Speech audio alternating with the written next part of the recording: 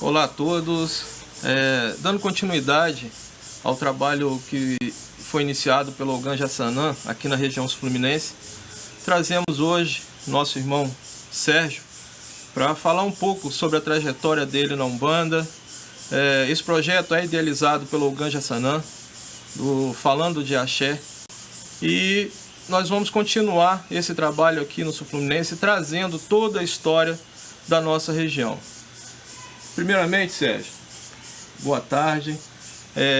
Como você, é um prazer tê-lo em nossa casa e um prazer também ter você nesse bate-papo e primeiramente te agradecer. Eu que agradeço. Então, se apresente e conte um pouco da sua trajetória pra gente dentro da Umbanda, dentro da casa de Caboclo Mirim e sua vinda para nossa região, que veio agregar muito para a nossa região. Bom, meu querido, é uma satisfação estar aqui com você. O convite é especial. Nós somos uma grande família, a gente se conhece há alguns anos e é importante, né? A Umbanda, é importante nós que somos espiritualistas, seguimos as nossas raízes de Umbanda, de Candomblé, a gente exercitar essa fraternidade, exercitar essa coisa de não estar só de branco no terreiro, só naquela hora, naquela correria, a gente também se encontrar e registrar momentos como esse, bater papo. Eu acho que é bem legal, o projeto é bem bacana e eu espero poder contribuir um pouquinho. Eu sou Sérgio Navarro Teixeira, sou dentro da raiz de Caboclo Mirim, que é a raiz de Umbanda que a gente segue. Eu sou comandante, chefe de terreiro, a gente costuma falar CCT, né, uma sigla, que é aquele que é o Pai de Santo, é o que dirige os trabalhos espirituais, independente do presidente, pode ter um presidente ou não, mas é o Pai de Santo, é o dirigente dos trabalhos espirituais, que na nossa escola são conduzidos por uma entidade, um guia-chefe, e que nós chamamos de Morubixaba. Então eu sou o médium que recebe o comandante-chefe de terreiro, aquele que recebe na sua coroa o Morubixaba, que é o que fundou aquela comunidade, é o que conduz os trabalhos espirituais da comunidade, dá as diretrizes espirituais dos trabalhos. Eu estou na Umbanda, não comecei na Umbanda lá na Tenda Mirim, eu comecei seguindo minha mãe, né, com meus 8 anos de idade, lá no Rio de Janeiro, na Umbanda, vamos dizer, Umbanda normal, popular, comum, mais comum, como estamos dizendo, não era na raiz de Caboclo Mirim. E depois de alguns anos, né, minha mãe foi parar na Tenda Mirim, lá na Marechal Rondon, na matriz da Tenda Mirim, nos inícios dos anos 80, o seu Benjamin Figueiredo, que era o médium, né, o comandante-chefe de terreiro que incorporava o Caboclo Mirim, ainda era vivo, estava comandando ainda os trabalhos com o Caboclo Mirim. Me desenvolvi lá, né, depois a gente vai poder citar isso melhor. A formatação da Umbanda do Caboclo Mirim, ela é uma escola de desenvolvimento onde há vários graus, né, vamos dizer assim, há uma hierarquia e cada um contribui com aquilo que pode dar. Então não é porque você está começando que você não tem o que contribuir. Pelo contrário, você está cheio de energia, acho até que tem bastante para dar até num trabalho de caridade. Mas você tem, né, e cada raiz dá uma nomenclatura, isso não é uma coisa de Caboclo Mirim. Cada um tem uma maneira de conduzir os seus iaôs, seus aprendizes, seus iniciantes, cada um tem uma maneira de conduzir, mas aí a gente foi fazendo a escola, foi passando os anos, né, fazendo a escola, até chega a ser uma expressão engraçada, fomos vivendo a nossa vida, sair de casa e íamos lá pro terreiro aprender, ajudar no que pudesse na caridade, cambonar.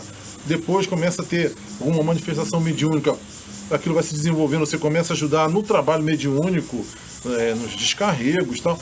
Então, passando os anos lá na Tenda Mirim, seu Benjamin faleceu, teve a sucessão, o filho dele, o filho carnal dele, deu sequência nos trabalhos, e ficamos uns 20 anos, eu acho, na Tenda Mirim, até que por motivos profissionais eu vim do Rio de Janeiro, vim morar aqui na região, vim morar em Rio Claro, e nem que eu quisesse, ficava inviável, né?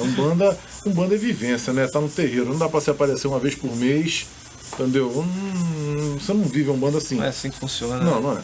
Aí a gente ficou, eu fiquei um tempo deslocado, né? Eu entrei com 15 anos de idade na Tenda Mirim. Então, assim, a gente se acostuma, se apaixona, é a nossa maneira de bater cabeça, é a nossa maneira de louvar o sagrado, a gente se acostuma com aquela... Quando injetou na veia... entendeu? Eu acabei que eu não me adaptei, assim, eu até procurei na época alguns terreiros aqui de Barra Mansa, tal, visitei alguns terreiros, mas assim, honestamente, você depois de tantos anos praticando Umbanda de uma maneira, eu não me identifiquei necessariamente com outras raízes, né? Eu fui levando, fui ficando, visitava um terreiro, tomava meu passe, falava com o preto velho. A gente foi ficando de assistente alguns anos, até que, umas reuniões assim, de estudo do evangelho em casa, não tinha nada de Umbanda, o meu guia-chefe, né, o Caboclo Jaguari, se manifestou e pediu casa, como se diz, né, orientou a abertura de um trabalho. E eu relutei bastante, para ser honesto, porque eu acho que sou um rabo de foguete, mas a gente viu se tinha um jeito de não ser daquele caminho, tentei, vamos de repente fazer parte desse grupo aqui, mas não tinha jeito, o que é para ser, e em 2005 a gente deu início aos trabalhos da Fraternidade Umbandista Luz de Aruanda, aqui em Barra Mansa, seguindo os trabalhos inspirados por Caboclo Mirim. Não vou dizer que era 100%, a risca, não é essa coisa de cartilha. Eu acho que a espiritualidade também não pode ser manual de instrução, você sabe, a gente tem que seguir o líder espiritual, o comandante espiritual, aquele guia que nos conduz. E ele tinha a maneira dele, era 90%, vamos dizer assim, seguindo a raiz de Caboclo Mirim, mas tinha umas peculiaridades que funcionavam bem para aquela comunidade, uma liberdade de alguma adaptação aqui e ali, para funcionar bem para a comunidade que ele estava trabalhando. E assim a gente abriu a casa, fomos trabalhando, foi onde eu te conheci, a gente, quando se aproximou os 100 anos da Umbanda, 2008, né? 2007 para 2008, você rodou muito esses terreiros de Barra Mansa, você fez um trabalho, assim, você e os amigos que estavam contigo fizeram um trabalho realmente, olha, cavucaram, acharam foi um terreiro nessa região. Achamos casa em Barra Mansa que ninguém imaginava. Eu lembro que você fez um mapeamento sensacional, aproximou muito o fato de... A gente não tinha o hábito, né? Aquele momento dos 100 anos da Umbanda foi muito interessante porque a gente acabou saindo daquele nosso mundinho e começou a interagir com os irmãos e começamos a ver e buscar pontos de contato, em vez de achar que esse é diferente, esse faz uma coisa que eu não faço, esse canta sei lá o que eu não canto. E que é uma mania boba do ser humano de focar nas diferenças em vez de focar nas similaridades. Todos nós somos filhos de Oxalá, todos nós cantamos, temos lá Oxalá no ponto mais alto do terreiro, todos nós temos uma fé nos orixás. Cara, tem tanta coisa em comum, entendeu? E aí, porque você começa aqui e termina ali, ou você entra pela direita ou sai pela... Cara, se a gente superar umas diferenças muitas vezes ritualísticas, a gente vê que a filosofia das casas é de fazer o bem, é de fazer a caridade, é de ajudar o ser humano a crescer, cada um com a sua abordagem. E então naqueles 100 anos da Umbanda foi muito interessante. Foi quando eu saí da concha, eu também não era muito né, é da minha cultura, não era muito de rodar terreiro. E aí, quando eu te conheci, fiquei muito motivado a participar desse movimento. A gente conseguiu realmente, naquela época aqui, foi quando eu conheci aqui o Centro Espírita Pai Canvinda, o pessoal do Pai Benedito, tantas casas aqui que eu tive oportunidade de algumas com você, e a gente, vamos dizer assim, saiu da concha, saiu da tenda, daquele mundinho da tenda, conhecemos e percebemos que há uma grande família umbandista, algum candomblecista. Eu conheci Mãe Patrícia, que eu não conhecia, o pessoal do Mário de Jurema, sabe? Então, o Randolfo, eu não conhecia ninguém. E tenho certeza que são pessoas que eu tenho o maior carinho. E foi muito legal, foi uma experiência bem legal, que me marcou muito, me deu uma visão de Umbanda, inclusive diferente, porque a gente vem do Rio de Janeiro, vem de uma Umbanda bem formatadinha, entendeu? Aquela Umbanda urbana, aquela Umbanda que tem muito a ver com a história da Umbanda institucionalizada, que a gente hoje em dia é bem divulgada em livros, na internet, Zélio de Moraes, aquela coisa, aquela Umbanda urbana que até gostam de dizer Umbanda branca, mas aquela coisa que principalmente institucionalizada, uma Umbanda dos grandes centros urbanos, com uma metodologia muito inspirada em Kardec, em kardecismo, sabe? Que começou muito até com trabalho de mesa, e que dali foi virando a Umbanda. Eu vim da raiz de Caboclo Mirim, é fruto disso. Então, foi muito legal para mim, pessoalmente, sair dessa bolha, dessa grande comunidade, porque a Umbanda do Caboclo Mirim eu posso dizer que é quase uma bolha, porque lá no Rio de Janeiro tem muita casa que pratica essa maneira, essa raiz de Umbanda, e a gente acaba se intervisitando. Sim. E acaba ficando nessa bolha, porque a gente vai numa outra casa que pratica uma gira, um ritual semelhante, bota o uniforme é semelhante, a roupa de trabalho é semelhante, o ritual é semelhante. A gente acaba ficando muito nesse universo e às vezes acaba esquecendo que a Umbanda era muito mais ampla. A Umbanda não se limita só ao que você faz. E você tem que ter a visão aberta para encontrar os seus irmãos no diferente também. O seu irmão não está só naquele igualzinho. É muito fácil gostar, você simpatizar só com aquilo que é igualzinho que você faz. Entendeu? É importante a gente procurar ver além da aparência e ver que o irmão que faz diferente, faz de uma maneira diferente, em essência está buscando a mesma coisa.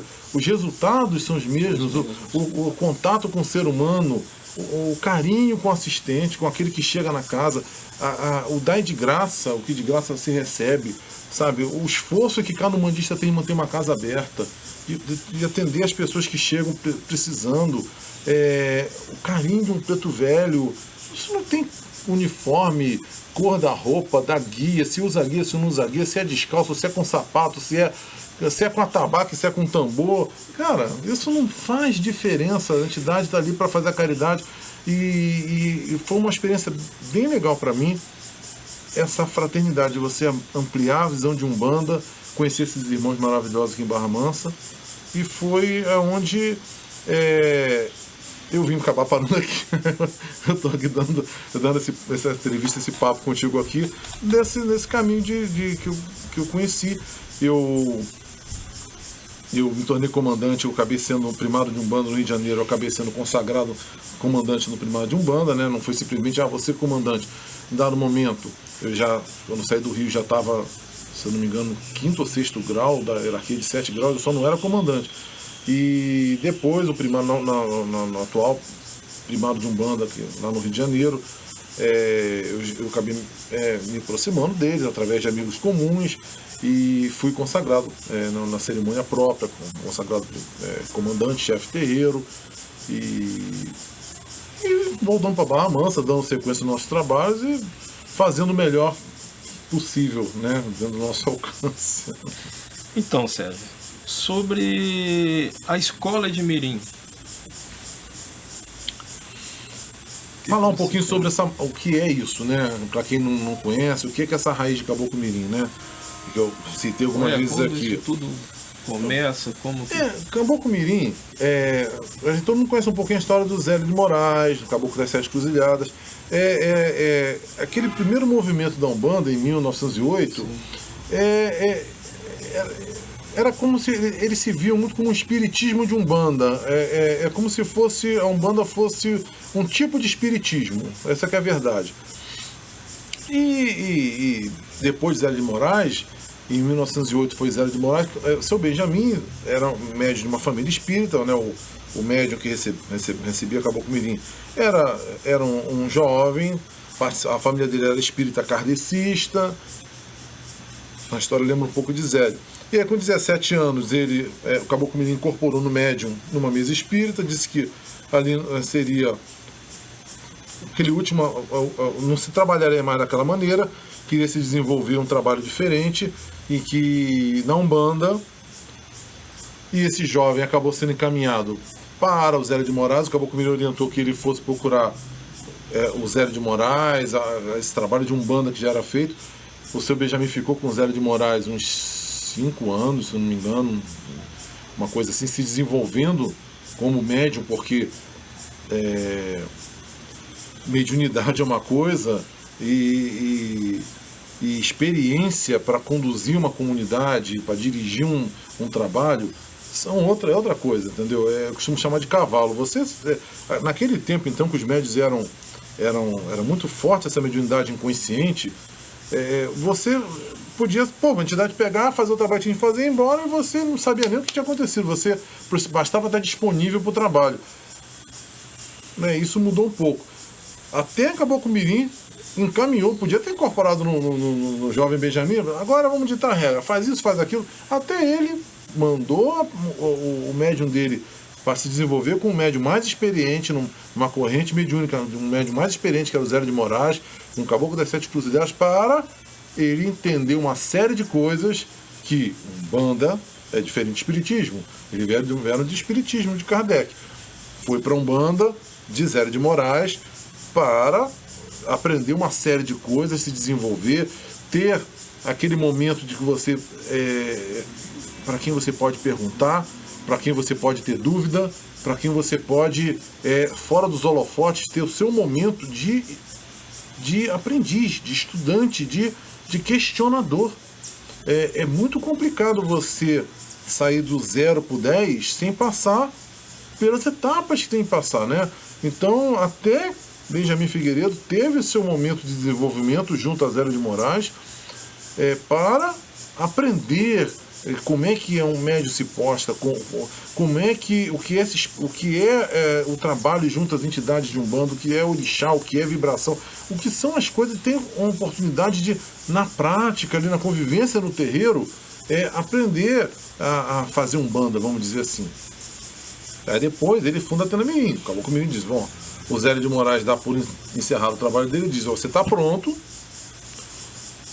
o que eu podia fazer por você está feito, você siga agora o Caboclo Mirim, tem a sua missão, você fique esperto. E liberou o Benjamin. Aí sim, em 1924, o Caboclo Mirim se manifesta em 1920, eram 4 anos na verdade. Em 1924 é fundada a Tenda Espírita Mirim.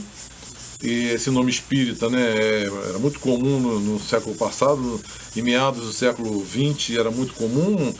Umbanda e candomblé eram coisa mal vista, mal aceita até pelas autoridades, né? O pessoal, havia perseguição policial, inclusive. Então, como o espiritismo de Kardec estava mais pacificada, a coisa era mais assim, muita casa de Umbanda até de candomblé, botou o nome espírita na placa lá, para parar de encher o saco, entendeu? Tá, beleza. Então, era muito comum. Eu acho que hoje não teria sentido nenhum Caboclo Mirim, por exemplo, botar Tenda Espírita Mirim. Mas até hoje em dia praticamente nem usa mais o nome Tenda Mirim, porque é muito claro para um umbandista de hoje que espiritismo é uma coisa, Umbanda é outra. Eu acho que hoje em dia o umbandista se dizer: eu sou espírita, está faltando alguma coisa, alguma informação para aquela pessoa, para se afirmar assim, porque é diferente daqueles tempos. Hoje é bem claro que são religiões distintas. Espiritismo de Kardec, Umbanda, Candomblé, são religiões distintas que têm pontos de contato, mas cada uma tem uma visão do divino, uma maneira de chegar ao divino, de louvar o divino. Então é importante se ter, os médios acho que têm essa noção hoje em dia. A Tena Mirim, então, para resumir a história, ela começou nesse espiritismo de Umbanda, que foi até 1940 e tantos, era o que essa Umbanda branca como o pessoal pode falar, praticavam, tinha mesa, trabalhos na mesa, alguns caboclos ficavam em pé para doutrinar quem vinha na mesa, um trabalho, era um bandeque, sei lá, se pode se falar assim, uma coisa assim, meio que os dois meio misturados, e eu acho que eles se viam realmente como partes do espiritismo. Eles queriam ser afiliados à Federação Espírita Brasileira, eles queriam fazer parte daquele movimento espírita kardecista. Eles não se viam como uma coisa à parte. Eram espíritas, se perguntasse para eles. São espíritas. Não havia a identidade umbandista. Eu acho que isso não tinha despertado ainda para aqueles médios daquele tempo, uma identidade umbandista. Até pelo preconceito, pela perseguição, né? Você não podia botar nem na placa o que você fazia direito, quanto mais você ficar afirmando por aí que você é um bandista. Pô, o cara vai te prender, vai te chamar de macumbeiro, né? Isso era sinônimo de feiticeiro. Entendeu? Então, no final, depois no meados dos anos 50, nos anos 40 e tanto, é que o espiritismo segue o seu caminho, o espiritismo marca a posição de espiritismo de Kardec, né? É isso. Eu sei que você sabe disso, tá? Eu sou muito didático, eu tô falando porque, para quem vai assistir, na verdade, eu tô dando um papo aqui. Pô, eu sei que você sabe disso. Essa é a ideia, levar a informação para quem é meu isso. Quem tá nos assistindo. Só para quem de repente não dando uma pincelada, para quem de repente não leu uma coisa a respeito. Nos anos 40, o espiritismo de Kardec, da Federação Espírita Brasileira, meio que marca a posição, espiritismo é isso, isso e isso, segue livro de Allan Kardec, bababá, meio que diz pra Umbanda assim, ó, lamento, mas ó... Até aqui deu. Até aqui deu. Agora vocês com esses negócios de vocês aí de preto velho, essas coisas de caboclo, ó. E aí a Umbanda tem meio que tomar vergonha na cara e procurar se organizar, seu espaço. E aí que é um movimento que partiu de diversas frentes, né, naqueles anos 40, início de 50. O Caboclo Mirim acaba, desses que estão à frente desse movimento de legalização, de as autoridades aceitarem a religião sem perseguição do governo Vargas. Eles conseguem fazer com que a religião deixasse de ser perseguida. Ele mesmo chegou a ser preso, o Sr. Benjamin. Consegue esse primeiro movimento. E aí, a partir desse momento, eu acho que meio que os umbandistas daquele tempo e os que estavam em volta de Caboclo Mirim buscam uma identidade brasileira para a Umbanda. E eles buscam formatar a Umbanda, e aí até o próprio ritual da Tenda Mirim, que 30 anos de Tenda Mirim, fundada em 24, em 1952 reformula uma série de coisas na tenda para ficar de acordo com que uma coletividade de sacerdotes umbandistas reunidos tinham deliberado, junto com seus guias espirituais, que poderia ser um formato da Umbanda brasileira com pouco sincretismo, tentando se afastar do sincretismo católico, do sincretismo afro, sabe, do espiritismo de Kardec, tentando criar uma identidade brasileira. Seguem dali para frente, nos anos 50, funda um primado de Umbanda, que eu citei aqui agora há pouco, com uma formatação que é a cara da Umbanda do Caboclo Mirim que nós conhecemos hoje. Ela começa mesmo com essa raiz, com o ritual como ele é feito hoje, com a cara que ele é feito até hoje, ali em 1952. Deixa claro a divisão do corpo mediúnico em 7 graus, dá uns nomes em Tupi-Guarani, em Tupi antigo, que chama Ninhegatu, é um Tupi-Guarani antigo, pegam os nomes para designar esses graus, as entidades que trabalham nesses graus, divide em 7 graus, e aí daí para frente começa a amalgamar esse movimento, que foi muito bem sucedido nos primeiros momentos, agregou muito a Umbanda. Os umbandistas naquele momento sentiam falta de uma linguagem própria, de uma identidade própria, e a Umbanda naqueles tempos ela dá um boom legalizada, e com uma série de sacerdotes líderes, além do Sr. Benjamin, uma série de líderes realmente dando a cara a tapa, indo à frente. A Umbanda dá um movimento grande, cresce bastante naqueles anos 60. A Tenda Mirim, que era só na Marechal Rondon, que era só a matriz, naquele tempo já tinha a matriz, nos anos 40, lá na Marechal Rondon, ela começa a abrir filiais seguindo o mesmo ritual, médios preparados, ó, você pode abrir sua casa, é uma casa ligada à casa-mãe, uma filial, começa a abrir uma série de filiais, ao ponto de chegar nos anos 70, já haviam 30 e tantas filiais, né, ligadas a Caboclo Mirim, usando o mesmo uniforme, o mesmo emblema, fazendo o ritual, abrindo, fechando, tudo do mesmo jeito. Ou seja, no Brasil inteiro, né, não só no Rio de Janeiro, mas principalmente no Rio de Janeiro. São Paulo, outros lugares do Brasil, mas principalmente no Rio de Janeiro. Tomou um vulto. O Caboclo Mirim nos anos final de 60, tinha tanto já. As casas já estavam tão agregadas, havia um movimento tão grande em torno de uma Umbanda seguindo nessa raiz, que eles chegavam a receber concessão do poder público. O Maracanãzinho, haviam giras de confraternização no Maracanãzinho, com milhares de médios. As fotos são impressionantes. Você vê milhares de médios, todos perfeitamente uniformizados, incorporando, desincorporando no mesmo momento, na disciplina do ritual. Você vê as fotos até hoje em dia, você fica assim, caraca, como é que alguém conseguia fazer tudo aquilo, caminhar na mesma direção? Às vezes terreiros com 10 médios, 12 médios, 20 médios. Às vezes é difícil fazer todo mundo caminhar na mesma direção. Imagina, o terreiro do Caboclo Mirim no Rio, na Matriz, é um terreiro de 30 metros de comprimento. É enorme. As giras lá são assim com centenas de pessoas, assim, e fazer todo mundo tem que ter muita disciplina, tem que ser um pouco rígido, porque senão para a coisa não escapar e caminhar na mesma direção. Isso acaba marcando um pouco a característica do ritual do Caboclo Mirim. É um ritual muito talhado para essas grandes coletividades, para terreiros com muitos médios, e a disciplina é mais rígida até do que eu costumo ver. Há uma preocupação com um ritual um pouco mais severa, às vezes, do que casas menores, porque senão a coisa acho que não flui na mesma direção.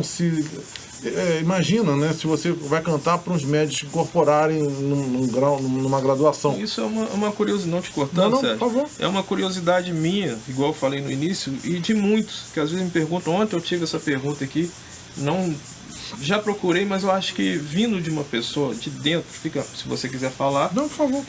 Essa questão da hierarquia, desse trabalho, como que isso funciona? Como que é como que isso começa, essa arrumação, essa organização ali dentro, a questão de você, que lá os guias se incorporam em sequência. Momentos, né? e momentos. Momentos e momentos. Cada grau tem o seu momento para incorporar. Isso é interessante demais. Como que isso funciona? Como que isso começa? Eu te falei, a pergunta entrou, acho, num momento perfeito, porque eu estou falando da disciplina de um corpo mediúnico enorme. Então, é preciso dosar espiritualidade, espontaneidade, o médium estar conectado com a necessidade do terreiro enorme, do complexo, do coletivo, em funcionar. Quer dizer, não dá para o médium dizer, sentir aquele arrepio, o guia quer chegar na hora que ele quer. Entendeu? Porque você tem um trabalho de caridade para fazer. Você tem que estar com a equipe pronta, a postos para abrir as portas, para atender as pessoas. Então, os médios, desde que entram, eles são acostumados que tudo tem hora para acontecer. Para quem às vezes vem de fora, às vezes fica parecendo um quartelzinho, entendeu? Parece militarismo. Mas é tudo tão caretinho, tudo tem hora para acontecer. Para quem olha de fora, realmente às vezes fica bem careta, bem assim, a coisa é bem, sequenciada, talhada, e dá pouco espaço para uma coisa individual acontecer, e você parar um pouco tudo para, o que é isso? Porque o coletivo se sobrepõe ao individual. A maior característica da escola de Caboclo Mirim é o olhar coletivo do terreiro. Tanto em egrégora, isso vai desde o comportamento do médium até a maneira que o Morubixaba conduz as curimbas. Todo o terreiro canta a mesma curimba, todo o terreiro vibra no mesmo momento. Não tem assim uma necessidade, de repente tem alguém que está ali precisando, tem algum na cabeça e está tremelicando, precisa cantar uma curimba de algum para aquele assistente lá no cantinho direito do terreiro. não tem essa coisa para tudo, para cantar para algum, para aquele médium incorporar. Entendi. Se nós estamos e lá eles dividem o ano em vibrações. Então vamos supor, mês de março é vibração de Oxóssi. Só se canta nas sessões de caridade para Oxóssi, diferente da gira, que se canta uma vez por mês, se canta para todo mundo. Mas no dia de sessão de caridade, que começa às 8 e termina às 10, são 2 horinhas de trabalho, tem 300 pessoas para serem atendidas na assistência, não dá tempo de brincar muito. Todo mundo vai incorporar em Oxóssi e vai se cantar para Oxóssi a noite inteira. Oxóssi e Jurema, nessa vibração de Oxóssi e Jurema, a noite inteira. Vai começar e vai terminar cantando para Oxóssi. Então, se tem alguém ali que é filho de Ogum, que só incorpora com Ogum, lamento. Ou ele se solta, ele tem um guia espiritual que precisa se manifestar, e vai se manifestar, com mesmo que esteja cantando uma crônica para Oxóssi, e o Ogum dele vai se manifestar ali para trazer o axé dele, beleza. Mas não vai parar o terreiro para cantar só para ele, porque o coletivo se sobrepõe ao individual. É uma característica muito forte da Umbanda do Caboclo Mirim. Isso acontece desde que você entra na ritualística, na postura, o lugar que cada médium ocupa no terreiro, até a manifestação das entidades. Isso tem muito a ver com os 7 graus. Então você tem, vou citar rapidamente, você tem o primeiro grau, aquele que entra, o iniciando. Aí tem um chamado médio de banco, o médio de terreiro, o subchefe de terreiro, que é o 4º grau, o primeiro grau sacerdotal. Os 3 primeiros graus são graus de entrada, vamos dizer assim, do médium estar conhecendo a escola, conhecendo os rituais. São os 3 primeiros graus, são de preparação individual da pessoa. Eu acho que ninguém entra num terreiro 100%. Todos nós temos, em algum grau, temos algum desequilíbrio, uma necessidade, uma carência. A gente busca Deus porque está precisando. Quem se acha, esquece até que Deus existe, entendeu? Então, quando você consegue humildemente receber uma graça e sente que aquele é o seu caminho, você vai continuar um tratamento que você recebeu, de repente, no primeiro momento, e os guias vão dizer, olha, você tem que botar roupa branca, meu filho. Entendeu? Não é para todo mundo, mas tem gente que precisa botar roupa branca para continuar o seu tratamento. O guia deu uma cura imediata, fez o que podia fazer para atender aquela pessoa que bate no terreiro. Mas tem de ter uma continuidade. Tem alguns de nós que temos missão mediúnica.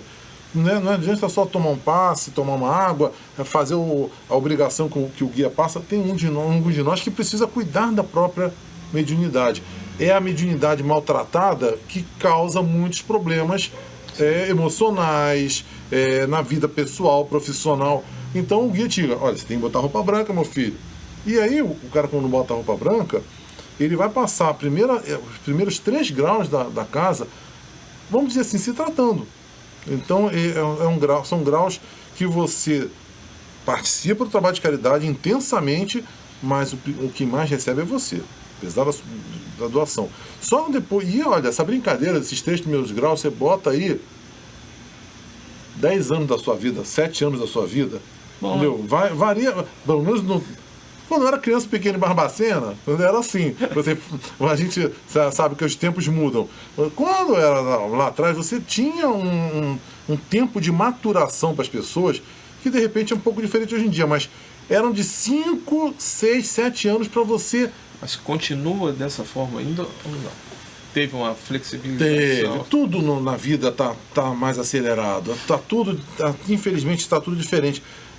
E quando eu converso com os mais velhos, eles costumam dizer, e eu pergunto isso, mas o mundo não mudou? As pessoas estão estudando mais, têm acesso à internet, livro. Será que Aí os mais velhos chegam para mim assim, o ser humano continua sendo ser humano. Os tempos mudaram, mas o homem é homem, o ser humano é ser humano, e isso não muda. Então, assim, a maturidade da pessoa para compreender a responsabilidade que ela vai ter com um outro ser humano, e todo mundo chega no terreiro querendo, em vez de olhar para si, quer olhar para o outro, vou salvar o mundo. Eu tenho guia, eu quero dar consulta, meus guias precisam... Muitas vezes, antes de saber se ele realmente tem o guia, se ele é de incorporação. Já pisa no terreiro com a sensação de que encontrei o meu lugar, eu tenho uma missão. E aí que eu te falo, ninguém pode dar aquilo que não tem. O primeiro que você precisa fazer, a pessoa quando chega no terreiro de Umbanda, é se equilibrar, é ser grato por estar sendo recebido num grupo de luz, num grupo que está te acolhendo, que vai te dar a mão para caminhar, te ensinar os fundamentos para você caminhar sozinho. Ninguém que é escravo, ninguém que é codependente. E se você é grato, tem gratidão no coração, você vai devolver. É uma corrente do bem, você devolver aquilo que você recebe. Você recebeu quando você chegou lá, barrigudinho, tronchinho no terreiro. Aí você é curado, cuidado, te bota em pé em cima das próprias pernas. Com gratidão você vai devolver isso para aqueles que estão chegando depois de você. Entendeu? Você vai. É uma corrente do bem. Então, numa escola de Caboclo Mirim, você passa em 5, 6, 7. Eu fiquei nessa fase 10 anos. Eu fiquei 10 anos nessa fase, nesses 3 primeiros graus. Só no grau 2 eu fiquei quase 10 anos. Aí no último grau eu fiquei mais rápido. Mas se somar o pacote, eu fiquei uns 10 anos nessa fase porque eu tinha 15 anos. 16 anos, não vou dizer assim que eu era pembado, não, que eu era da pá virada. Não, mas, cara, eu tinha 15, 16, 17 anos. Cara, alguém com 16, 17 anos tá pensando assim, não, eu vou agora se tornar um ser iluminado, eu vou... Não, a gente vai acompanhar a família, aí no outro dia a gente... tem uma balada pra ir, não tô afim de não. A gente é normal, sabe? Um jovem ter outras tentações na vida e de repente... Ok, agora, não peça grau no terreiro, não peça maiores responsabilidades.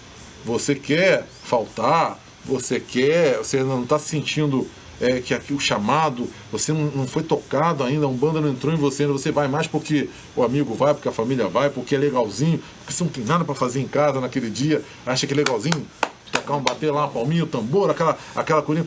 Beleza, você está indo assim, meio, vamos dizer assim, meio superficialmente, beleza. Então não queira maiores responsabilidades, porque a instituição, o terreiro, tem responsabilidade com quem bate a porta dela. Não pode botar uma pessoa doente, precisando de um socorro espiritual, na mão de uma pessoa que um dia está bem, outro dia não está bem, um dia está afim de estar aqui, outro dia está com a cabeça no jogo do Flamengo, sabe? Tu tá ali no terreiro, tá rolando o jogo. Quanto é que tá? Já teve gol? Pô, caraca, o cara tá no terreiro, tá preocupado. Então, o cara não tá ainda maduro para uma responsabilidade maior. Beleza. Foi o meu caso. Eu fiquei uns 10 anos porque eu era jovem. Até cair a ficha, até me sentir mais apto, demorou. É assim mesmo, faz parte. Eu tive de virar a casa dos 20 para... alguma coisa aconteceu comigo e eu não queria sair dali, queria estar mais ali. Aquilo aconteceu. Cada um tem o seu momento de acontecer, não existe. Por isso que eu não posso até ficar julgando o tempo, mas cada um tem um momento para acontecer. O meu demorou. Passado então, para fechar os graus, você tem esses 3 primeiros graus preparatórios, e aí sim, quando você chega no 4º grau, é o primeiro grau sacerdotal. E você ainda tem subchefe terreiro, ou seja, isso não é nada. Mas é um sub, você é vice de alguma coisa. Você está ali para aprender a ser um sacerdote. Subcomandante, no nosso nome, subcomandante de terreiro. Aí, você, depois desse grau, mais adiante você vai ser o comandante de terreiro, você é um médium já preparado, e se você tem coroa de comando, se de repente ter na sua missão, você precisa vir comandar um grupamento, ou uma sessão, um dia na semana no seu terreiro, aí você vai seguir mais adiante como subcomandante-chefe de terreiro, é o sub-CCT, e vai chegar talvez a comandante-chefe de terreiro. Vai ter sua própria tenda, ou vai ter uma missão maior na Umbanda, que é ser o dirigente maior de uma comunidade. Então é gradativo, lentamente. Essa mentalidade de ser gradativo e ir preparando, ela permeia tudo. Então, quando você entra no terreiro, os iniciantes, eles têm um lugar que eles ficam formados no terreiro. O grau 1. O grau 2 já forma em outro lugar. O 3 em outro lugar. O grau 4, nessas giras então, que você foi, forma num lugar. E aí, então, o terreiro é arrumado onde cada um ocupa o seu lugar, todos somem e um não atrapalha o outro. Então, quando começa uma gira, por exemplo, vai incorporando do mais graduado ao menos graduado. Então começa do comandante da casa, o guia-chefe da casa, aí vai cantando o grau 7, o grau 6, o grau 5 e finalmente os aprendizes da casa. quando é um dia de gira, porque todos são convidados a participar, o tambor tá comendo solto, está se fazendo a louvação dos orixás lá, e todos são chamados para participar daquela gira bonita, onde todos confraternizam. Nos trabalhos de caridade, geralmente vai até o grau de quem atende, que são esses médios que já fazem um juramento, o grau 4, que já começa a assumir um compromisso, e aí os aprendizes, eles participam de outras formas, não necessariamente dando passagem, alguns cambonam. Lá no Caboclo Mirim tem no grau 2, você tem esse trabalho de banco, que é um trabalho de descarrego que é muito característico da Umbanda do Caboclo Mirim. Então os médios, mesmo estando no grau 2, vão se doar, vão ajudar a descarregar, vão participar do trabalho de caridade, mas sem dar consulta, sem a individualização. Ele não tem sobre ele a responsabilidade de ter um guia incorporado, falando presente, passado, futuro, sendo o assistente na frente dele. Mas me fala, eu vou perder o emprego, ou não vou perder o emprego? Aquela coisa de você, às vezes, o médium ter uma conexão com a entidade, um grau de incorporação com a entidade que ele não está preparado. Mas ele participa, doando energia, ele participa dando condição de chegar no terreiro, às vezes, um obsessor, uma entidade que precisa de uma doutrinação, ele vai participar e é fundamental no trabalho, mas de maneira coletiva. Ele e um monte. Os terreiros são grandes, não fica nas costas de um. É meio piramidal. Quanto mais na base, mais gente. Esses trabalhos de banco, era normal você ter 20, 30 médios incorporando obsessores, dando passagem para alma penada, gente que precisasse, eguns que precisavam de doutrinação, precisavam entender o que estava acontecendo, mas todos ao mesmo tempo, assim, está tudo acontecendo ao mesmo tempo. É difícil descrever em palavras, porque às vezes é até diferente do que o pessoal está acostumado. Eu já vi alguma coisa semelhante em terreiros de Umbanda que chamada puxada, né? Que você pega um médico que está acostumado, vamos dizer assim, a puxar aquela energia ruim ou o encosto que está no assistente. Então, para quem é de fora, para ter uma vaga noção do que eu estou tentando dizer, é como se você tivessem 20, 30 médicos fazendo puxado ao mesmo tempo. É isso que seria o trabalho de banco. São médicos que estão ali só para isso, eles ficam sentados, porque para não cair no chão, para não dar trabalho, ficam todos sentados e eles sabem que tem que ficar sentado. Mesmo a entidade pegando eles, o médico, pela disciplina que é rígida, ele sabe que não pode ser capotando no chão, rolando, dando trabalho. Ele vai segurar a onda dele, vai trabalhar, vai receber o que tiver de receber, aí ninguém vai mandar nele, vai receber o que tiver de receber. Se é chorando, se é rindo, se é dando risada, seja o que for, vai incorporar, mas ali, no quadrado dele, para não atrapalhar o coletivo. E é uma puxada com 20, 30 médios ao mesmo tempo. Por quê? Você está tendo o terreiro tomando passe, 20, 30 assistentes ao mesmo tempo. Tudo é muito dinâmico.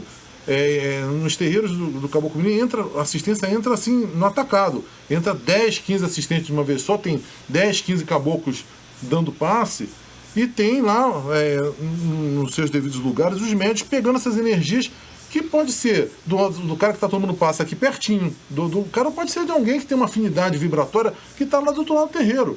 E vai pegar aquela energia, porque a energia ela busca semelhante atrai semelhante. Sim. Ele vai buscar aquilo que está mais próximo à realidade dele. Então um homem pode buscar pegar uma energia de um assistente do lado feminino, ou uma mulher pode pegar um assistente, um obsessor que está vindo com um homem, mas que tem afinidade.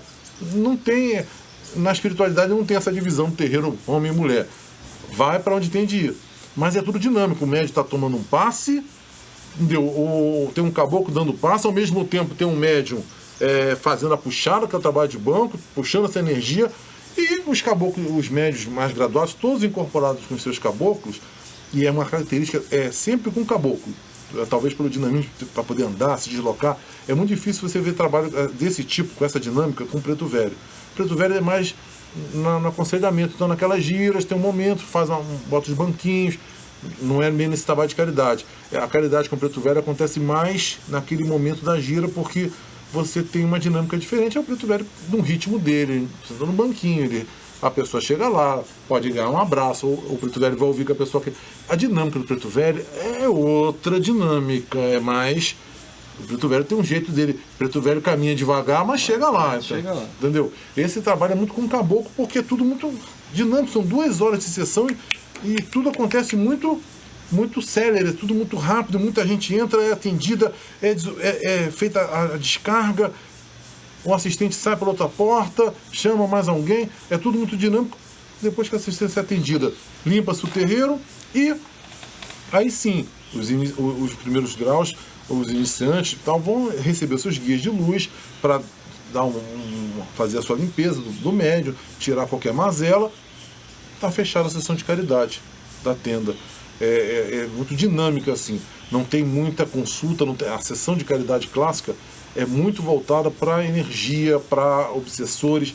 É uma coisa muito dinâmica e não tem muita consulta. Quando uma entidade vê alguma coisa e precisa falar com você, vai ter uma entidade de um médium mais graduado, que está na sobra, vamos dizer assim, vai te pegar pelo braço e vai te levar para um canto para conversar contigo. Mas o trabalho não vai parar por causa disso. Está lá o trabalho acontecendo. Sim. E você precisa de uma palavra, de um conselho, a entidade está vendo uma coisa em você, ela vai te pegar no particular e se você tem uma necessidade particular, a entidade está vendo em você que você precisa de algum aconselhamento, alguma coisa, ela te leva para um cantinho, conversa contigo e te libera. Mas o coletivo está trabalhando, porque essa dinâmica é muito intensa, você entra e sai. Não sei se eu consegui, outro, né? Não sei se eu consegui explicar. Às vezes visualizar é difícil. Esclareceu bem. Sérgio, uma outra questão, essa semana conversando até com um amigo, a gente tem levantado as questões, a Umbanda no dia de hoje. Qual a sua visão da Umbanda no dia de hoje? Comparando com a Umbanda que a gente tinha antigamente. Hoje a gente está vendo que a Umbanda ela vem num desenvolvimento, numa transformação que, na minha visão, eu acho que às vezes ela é meio preocupante. Eu tenho essa opinião. Essa transformação do jeito que está acontecendo dentro da Umbanda, eu costumo dizer, outro dia conversando até mesmo com o Marquinhos, se a gente continuar dessa forma, a Umbanda acaba em poucos anos. Assim, uma visão minha.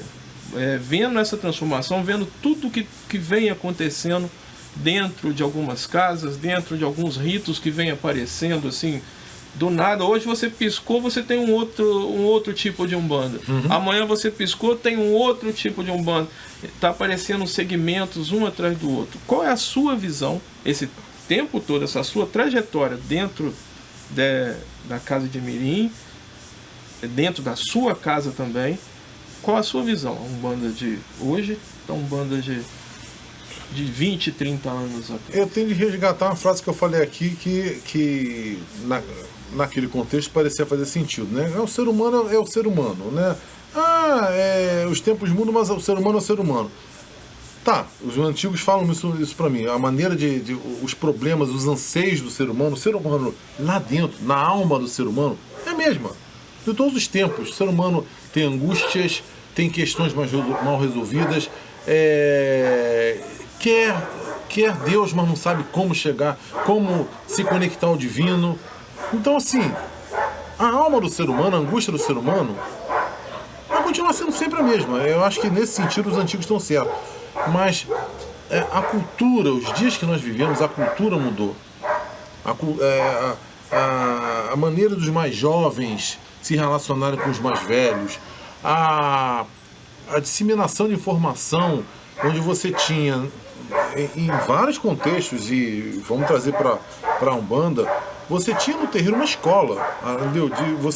Você tinha na convivência com o mais velho a oportunidade de aprender. E o problema que nós vemos hoje, a questão que eu acho que afeta em particular toda a religião iniciática, é a disseminação de conhecimento sem o devido lastro da maturidade. Do médium estar preparado para saber o que fazer com aquilo. Ele acha que ter cultura é ter sabedoria. E ter cultura não é ter sabedoria. Cara, você conheceu, eu conheci, os antigos, cara, às vezes tinham pouca escolaridade. Sim. Não tinha leitura, pouca escola formal, pouca escolaridade, não liam, não tinham bibliotecas em casa, livros, não tinha, mas tinha uma sabedoria de vida. Aprenderam com os mais antigos que eles, aprenderam as coisas da religião, o trato com o sagrado, o respeito quando se pisa num lugar, quando se pisa num... Isso é a vida, a escola da vida. Acabou comigo. Então fala muito isso, que a Umbanda é a escola da vida. É a escola da vida. Você tem família, você aprende em casa a respeitar os mais antigos, os mais velhos. Você tem... que começa em casa, que eu digo casa mesmo, pai, mãe, sim. Entendeu? Nós vivemos uma sociedade, inclusive, que você tem uma família com pai, mãe e seus filhos todos, né, crescendo juntos e educando seus filhos, já é uma coisa difícil. Entendeu? Você tem muito mais as mães tendo de criar seus filhos sozinhos, uma turma que bota o filho no mundo e vai cuidar da vida e não dá educação para o seu filho. A família tradicional brasileira mudou. O perfil das famílias mudaram. E o perfil da educação mudou. As pessoas transferem para os professores nas escolas aquilo que a gente fazia em casa. Educar seus filhos. O coitado do professor que tem que dar modos para o filho do cara, porque o filho do cara chega cheio de marra na escola e não sabe se comportar coletivamente.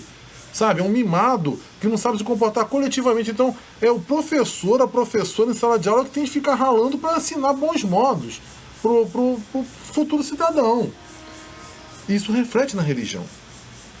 A gente tem pessoas, sempre tivemos pessoas que buscam a religião, uma troca, entendeu? Um toma lá da cá. Sempre teve esse tipo de gente, acho que sempre vai ter. Ainda por cima, religiões fantásticas, mágicas, místicas, em que há um contato com... A Umbanda hoje é mais material do que espiritual. Entendeu? Então, esse toma lá da cá fica muito claro. As pessoas acham que às vezes pode. O que eu posso fazer? Entendeu? Qual é o arranjo que eu posso fazer para ter as minhas necessidades atendidas? Entendeu? E querem esse serviço. Sempre teve. De uma forma ou de outra, sempre teve. Quem buscasse religião e buscasse Umbanda, Candomblé, contato com os guias espirituais como um balcão de negócios. Sabe? Não quer se dar. O que você diz pro cara assim, a entidade diz, olha, meu filho, você tá tudo bem, você só precisa botar roupa branca que tá aqui.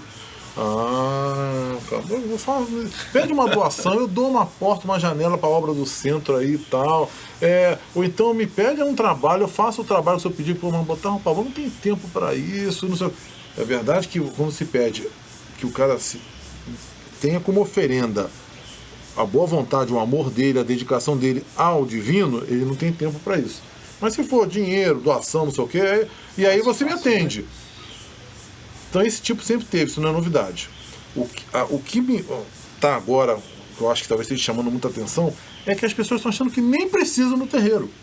Na verdade, as pessoas estão agora, é uma religião virtual, que se viu uma religião virtual. Você não precisa nem do terreiro. Antigamente você ia pelo menos no terreiro para não se disfarçar, que tá, sabe, para ir conversar com o vovô, com a vovó, com o caboclo, mesmo que fosse cara de pau para pedir alguma coisa que você não tinha o direito, o merecimento para estar pedindo, mas você ia ao terreiro pelo menos. Agora, aí depois começou assim, ó, bota meu nome lá, reza aí para mim.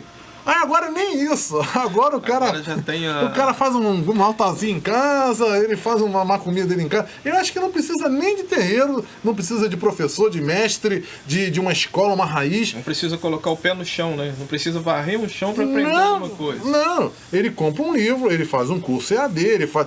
E essa religião é uma coisa muito chata. Primeiro porque alguém vai dizer para ele que religião é pra gente boba. Religião é dominação.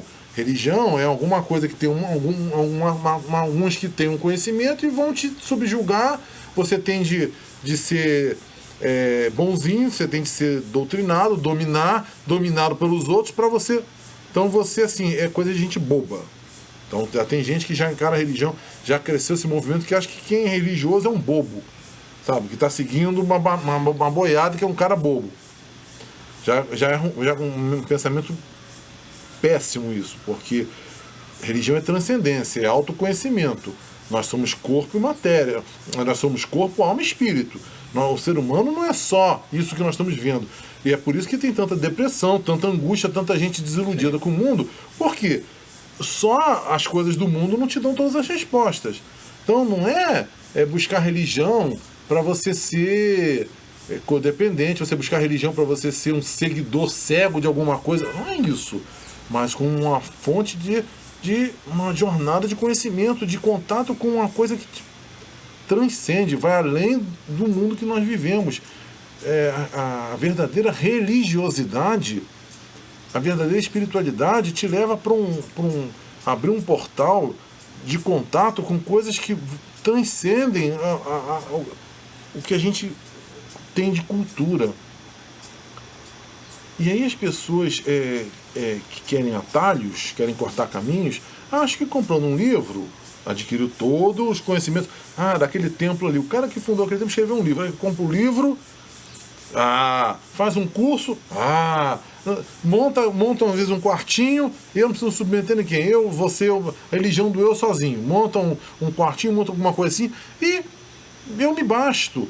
Ou seja, perde-se uma noção de que eu realmente eu fico triste, porque assim, você tem que ter senso crítico.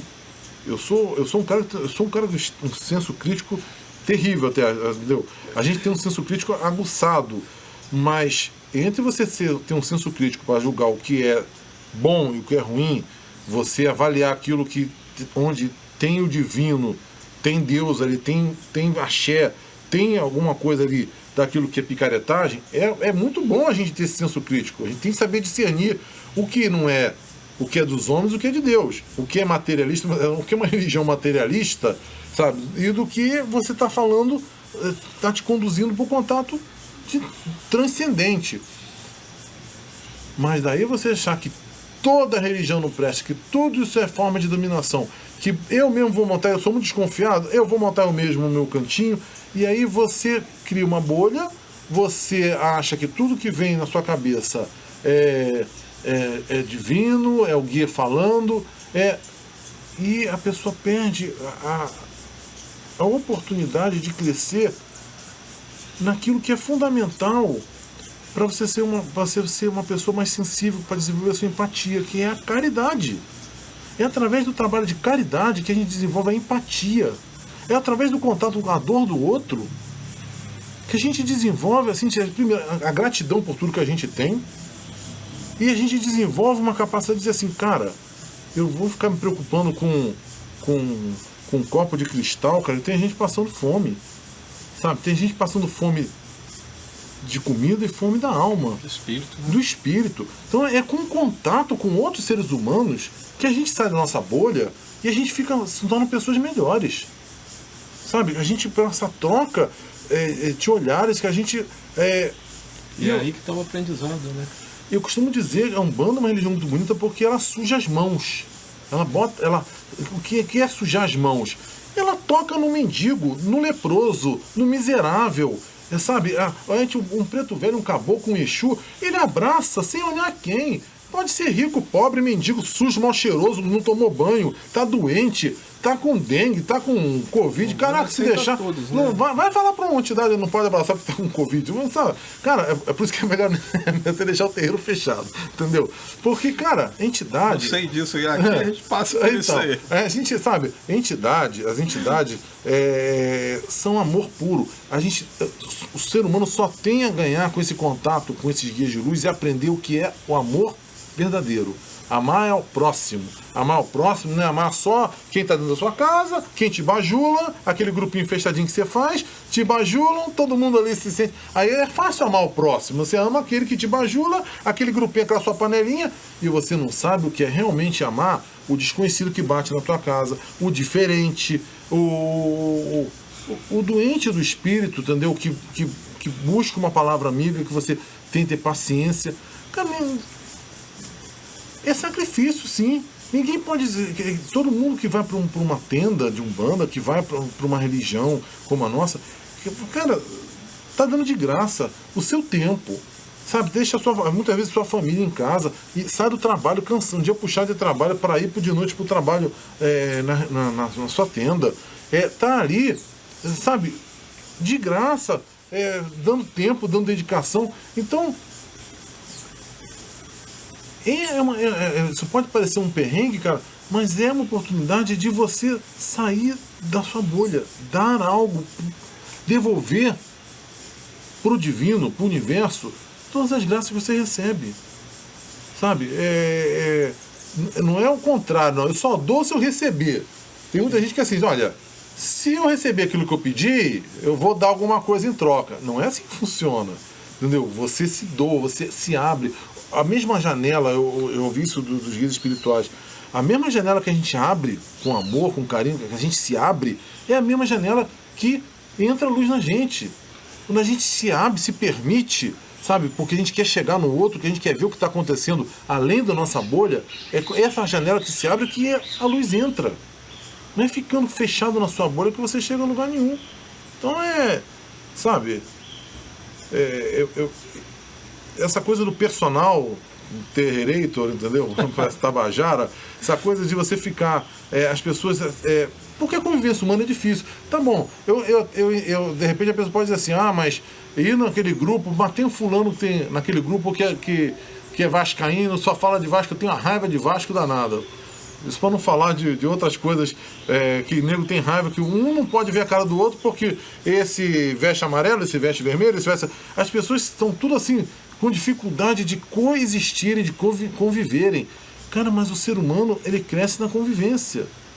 Sabe, se a gente não aprender a conviver com o diferente, aprender a conviver com aquilo que nos incomoda, a gente vai ficar intolerante.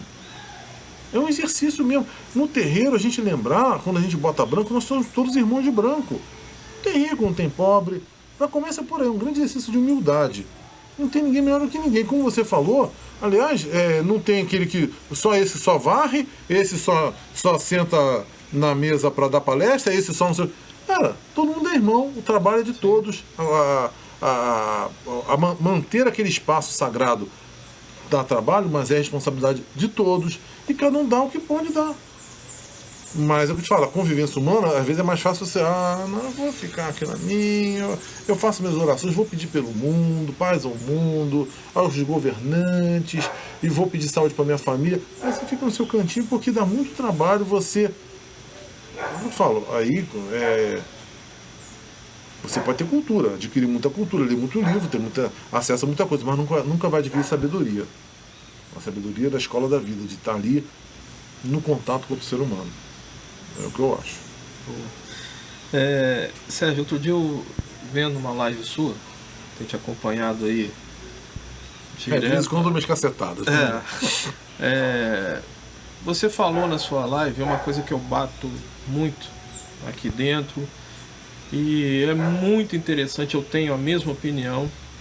Você falou sobre a respeito do não dentro da casa de santo, dentro do terreiro de Umbanda. Eu achei aquilo muito interessante, achei interessante a fala do outro rapaz lá que deixou a mensagem lá. Fala um pouquinho pra gente sobre essa... Tem... muito bem colocado, até no momento aqui do nosso papo também, essa questão. Porque a gente está falando da educação, está falando falando das crianças na escola, falamos de como a convivência no terreiro é um local de aprendizado e não se aprende.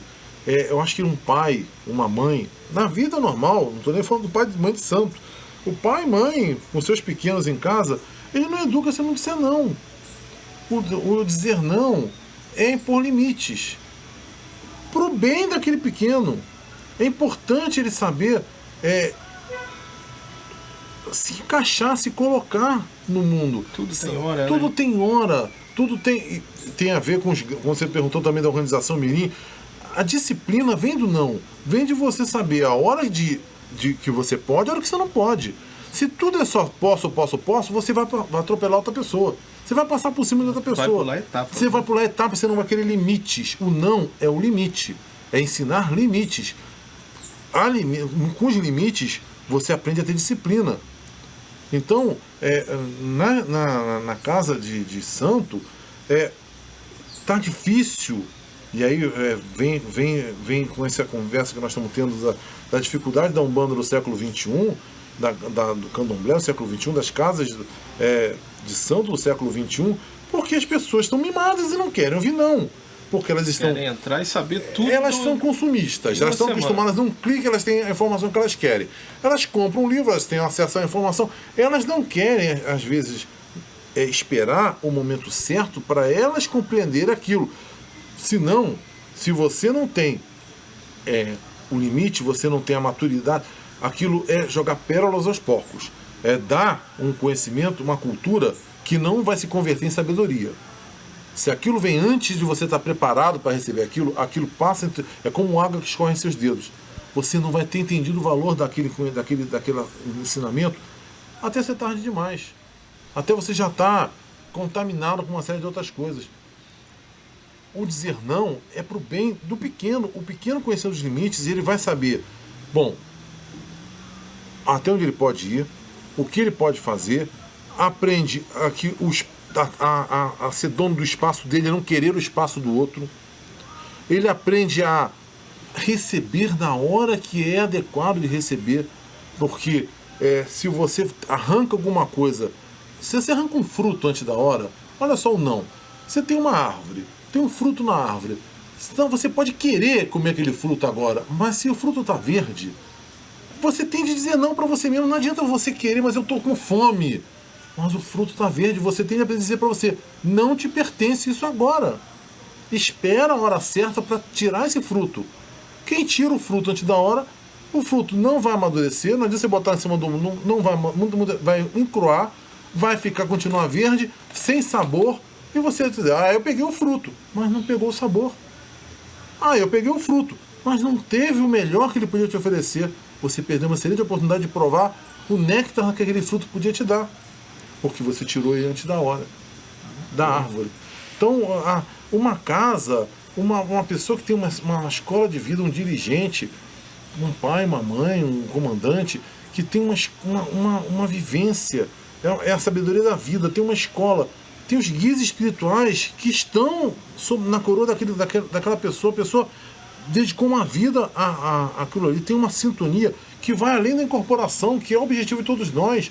A gente, nós médios, nos tornamos vibratoriamente, com o passar dos anos, tão simpáticos, tão afins a nossos guias espirituais, que eles estão com a gente, além do momento do terreiro, estão com a gente, quando a gente se coloca de coração aberto a essa vibração. Não precisa se acolejar para estar com o guia. O guia vem junto a você, te inspira nos teus passos, te assopra o melhor posicionamento, você roga uma atenção, você tem o guia espiritual sempre junto de você, como o anjo da guarda, que as pessoas falam, anjo da guarda, guia espiritual, te dão um suporte, te dão um apoio porque você é o pequeno deles, é aquele que eles estão conduzindo pela mão nessa encarnação. Então, você quando abre o seu coração e entra vibratoriamente junto aos teus guias, eles estão sempre junto de você, não é só na hora que você bota a branca que vai pro terreiro. Um dirigente que passa uma vida nessa integração com a espiritualidade, ele tem isso. A palavra dele não é a palavra só dele, é a palavra do guia espiritual também que está ali, que sabe a sua necessidade. Então, é muito feio chegar, e é o que a gente está vendo, as novas gerações, muito apressadas em me dar logo, isso aí que eu não quero, que eu tenho, sabe? E o que é pior, existem os mercantilistas da fé, que às vezes o cara sai daqui e vai no outro, que dá aquilo que ele quer. Que ele não recebeu. Ele não recebeu lá. Porque se você me der aquilo que eu quero, é o puxa-saquismo, às vezes não é só dinheiro. Exato. Às vezes é simplesmente uma troca de vaidades, entendeu? E o outro acaba dando o que não está dando, porque o que é seu é seu. Não adianta você achar que você vai contornar. Você não vai ter o néctar, você não vai ter o fruto doce. Você pode ter um fruto parecido, mas não é aquilo que você podia ter. Tem essência, né? Não vai ter essência. Você pode ter um fruto lá, bonitinho, parece aquilo que... Mas, sabe, quem já comeu uma banana da roça, sabe a diferença de um gosto de uma banana da roça para uma banana do Ceasa lá, que chega verde na caixa, que ele tem que botar no jornal para amadurecer. Sabe, pô, o doce de uma banana da roça é incomparável com a banana que o nego injeta, sei lá o que, na banana para a banana amadurecer e manda pro mercado. Então, você vai comer banana. Beleza, mas você vai perder a oportunidade de comer uma coisa inesquecível, que vai te transformar. Então, as pessoas esquecem que a casa de santo, o terreiro de Umbanda, o local sagrado religioso é local de transformação. Transformação acontece muito mais no silêncio do que nas palavras. As pessoas querem que o dirigente fale, que conte o segredo. Cara, quanto se aprende no silêncio? Quanto se aprende ali quietinho, observando? Ah, não tem curso aqui não, eu quero um curso, eu quero não sei o quê, eu quero... Cara, esteja presente ali. As lições estão sendo passadas embaixo do seu nariz e você não está vendo. Porque se você não vê um quadro negro, um PowerPoint, sei lá olha o quê. Que nós nem conversamos antes, a gente tem o mesmo, a mesma sintonia. Meu amigo, porque a gente sente essa realidade. Essa cobrança em cima dos dirigentes, as pessoas chegam.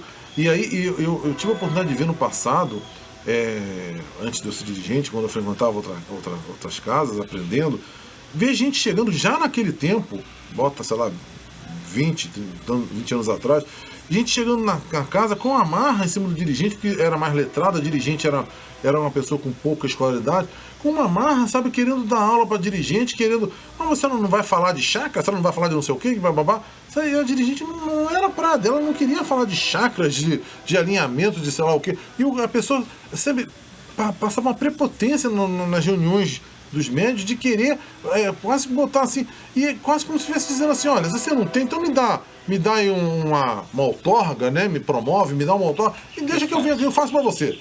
Sabe? E você diminuindo a sacerdote que deu a vida àquilo ali, que tinha um amor, que tinha uma intimidade com a espiritualidade, uma intimidade com os guias espirituais, com o orixá. E essa intimidade só o tempo traz, a maturidade traz, a dedicação e o amor verdadeiro para o que se faz. Não é botar um pé dentro e um pé fora. É viver a vida do santo.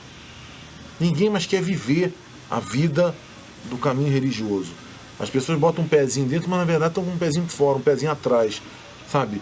Esse mergulho no escuro, esse caminhar no escuro que a espiritualidade pede, só o tempo, só os corajosos têm. Só os corajosos têm. Não é qualquer um que tem coragem. É verdade que muitos chegam cheios de marra, mas na hora que são colocados diante do sobrenatural, do desconhecido, íntimo seu, se você tem um pai e uma mãe que possa te dar a mão, fica muito mais bacana, muito mais seguro, você se sente muito mais amparado para aquele frio na barriga do que vai vir adiante. As experiências que a espiritualidade vai te trazer. Você tem alguém para conversar? Mãe, pai, eu estou sentindo isso, eu estou sentindo aquilo. O que é isso? O que é aquilo? Por que agora as coisas estão acontecendo assim? Você tem a experiência do mais antigo para compartilhar contigo e um colo para te dar mesmo, é quase um colo simbólico para te dar, um abraço amigo, uma palavra amiga, para te dar, para você trilhar com mais segurança e não se perder no caminho. Porque o medo faz muitas vezes você travar e não seguir adiante, ou a vaidade faz com que você ache que já sabe tudo e desvia do caminho. Você tinha de vir para cá, mas sua vaidade te leva para lá. Então, a gente precisa valorizar todo aquele que caminhou antes da gente e que com verdade, não estou falando dos picaretas, né? Não estou falando daqueles que com verdade estão ali dando a vida por aquilo, dando amor e tentando te ensinar o que é o amor. É a coisa mais difícil que tem no mundo, é ensinar alguém o que é o amor. Ensinar teorias. Isso, chakra assim, é cor tal, não sei, faz uma tabelinha, ó, tal, cor assim, não sei o que, orixá tal, é a cor assim, é o dia do ano tal, não sei, tabelinha, coisa mais fácil que tem de passar para qualquer criança. Ensinar o que é amar, ensinar o que é ser tocado pelo divino, dizer para você, confia que você vai entender o que eu estou te falando. É a coisa mais difícil que tem. E as pessoas, infelizmente, não estão sabendo dar valor a essas pessoas especiais que cruzam o nosso caminho. Estão aí. Estão sabendo dar valor a esse não, né? Não. Sérgio, mudando o nosso rumo, há pouco tempo, agora você escreveu um livro. Fala um pouco sobre o Sérgio escritor. Como que isso deu? Como que isso... Olha, eu sei que isso já era um projeto antigo. Olha, eu acho que, na verdade, o Pedro, veio dessa necessidade. O primeiro livro fez 5 anos que eu escrevi o primeiro livro, Reflexões sobre a Escola de Caboclo Mirim. ela veio da necessidade de eu tentar salvar. Eu fui vendo os antigos, a segunda geração, a terceira geração de médiuns da Tenda Mirim indo embora, entendeu? Então, uma tenda que começou em 1920 é a terceira geração. Essa geração que eu vi morrer, ela entrou na tenda nos anos 50, 60, entraram com 17, 18 anos. Chegou agora nos anos 2000, tá todo mundo falecendo, foram indo embora. Eu comecei a ver pessoas com uma sabedoria de vida indo embora. Então, a primeira necessidade que me bateu foi de tentar salvar alguma coisa da experiência dos mais antigos. Um dizer deles, um olhar sobre a fé, alguma pergunta, as perguntas que a gente tinha para fazer, porque tanta coisa aconteceu, né, no nosso mundo nas últimas décadas, que muitos até simplesmente se afastaram até da religião, entendeu? Alguns mais jovens, com mais saúde, assumiram e muitas vezes não com a mesma sabedoria dos mais antigos. E quando eu tinha a oportunidade de encontrar os mais antigos, alguns em atividade, alguns já tão velhinhos que já não estavam nem mais à frente das tendas, eu queria tentar salvar isso. Somado a isso, quando comecei a cutucar, comecei a levantar algumas questões, eu fui percebendo que não tinha escrito nada, não havia um material escrito para as futuras gerações. Então eu procurei tentar salvar também do próprio Benjamin Figueiredo, do Caboclo Mirim, o que tivesse escrito, o que tivesse registrado sobre essa escola, que eu descobri que não tinham acessível a todos nós alguma coisa que o Caboclo Mirim tivesse deixado registrado. Eu descobri que tinha, achei que só tinha um livro, que era o Que Caboclo, de 1956, ditado por um jornalista e tal, e descobri mais 3 livros, 4 livros no total. Na Biblioteca Nacional descobri um livro que nunca tinha ouvido falar, fui intuído, né? Quem falou para mim, vai na Biblioteca Nacional. Aí cheguei na Biblioteca, pesquisei na Biblioteca Nacional pela internet, vi que existia o livro, marquei, fui lá, descobri uma preciosidade para mim, ditado pelo Caboclo Mirim, escondido na Biblioteca Nacional, um livro pequenininho, mas com muita sabedoria, que dava a trazer respostas para muitas coisas. Fui lá, consegui pegar aquele conhecimento. Então o meu trabalho, na verdade, foi tentar juntar esse grande quebra-cabeças focado na minha raiz de Umbanda para contribuir para o futuro. Na verdade, quem já está acostumado a fazer de um jeito, eu acho que não vai mudar porque um livro falou, deixou de falar. Eu acho que como eu disse, quem dirige uma casa é o Morubixaba. Se você tem uma entidade espiritual que faz aquele trabalho ali, vamos respeitar, é assim que tem que ser feito.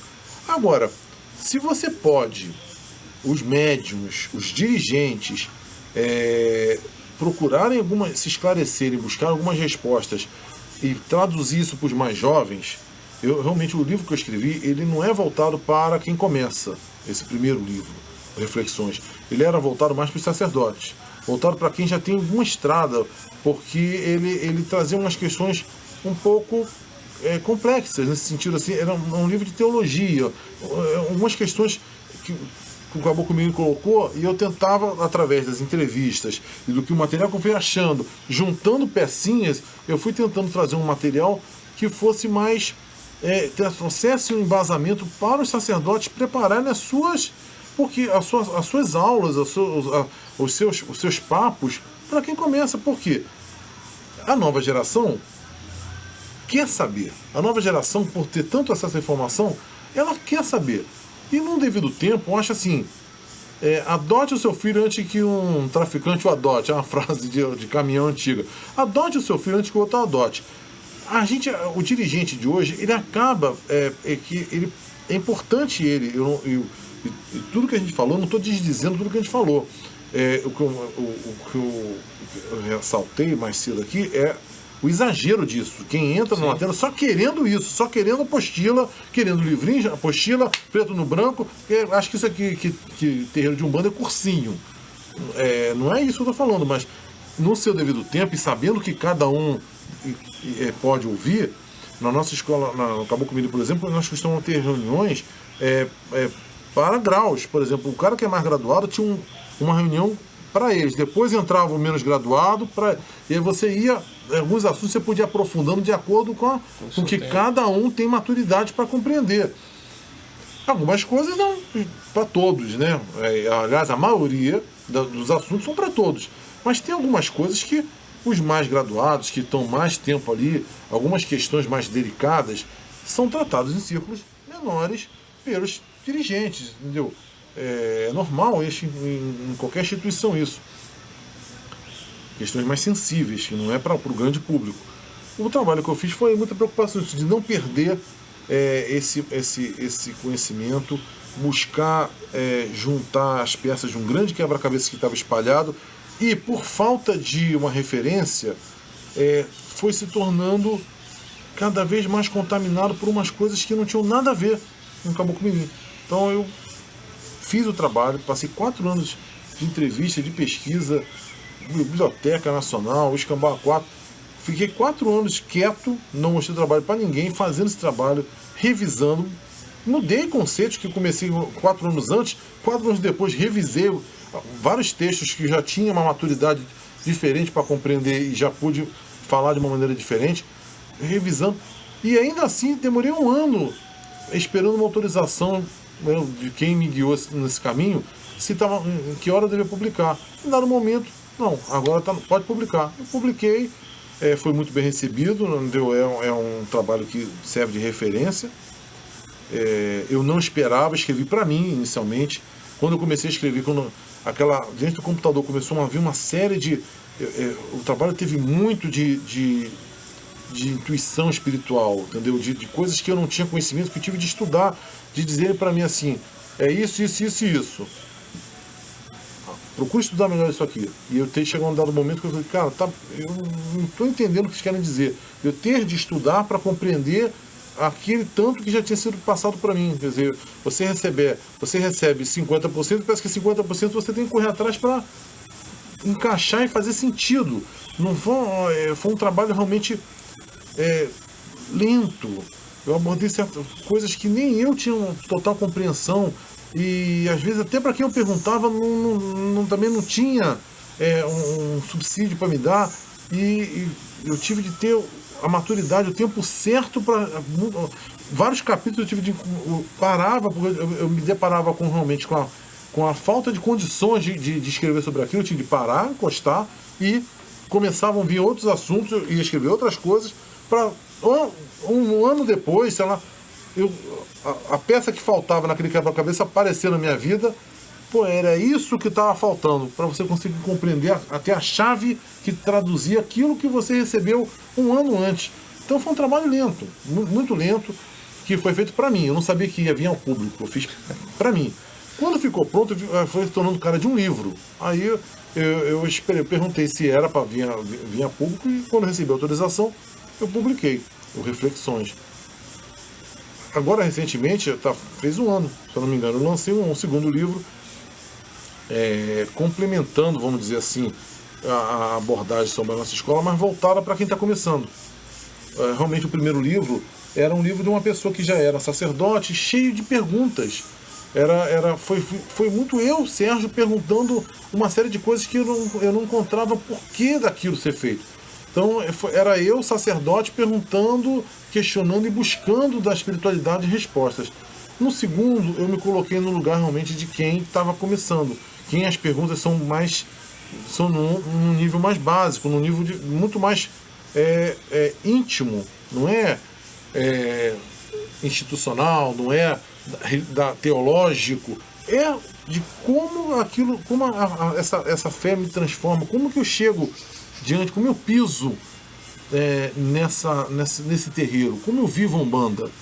Era nesse sentido, o Aluno de Mirim, é o segundo livro, que eu procurei, me esforcei para fazer mais, usando as palavras do Caboclo Mirim e traduzi-las para o cotidiano de quem começa na Umbanda do Caboclo Mirim, muito voltado realmente para o olhar da pessoa, a pessoa mudar o olhar sobre a própria vida, entender que entidade não faz tudo, que orixá não transforma tudo, se você não quiser se transformar, se você não botar em prática aquilo que te toca o seu coração. A espiritualidade toca o seu coração para que aquilo venha na prática de alguma forma. Se o orixá ficar dentro do terreiro, não for para a sua vida, não resolve nada.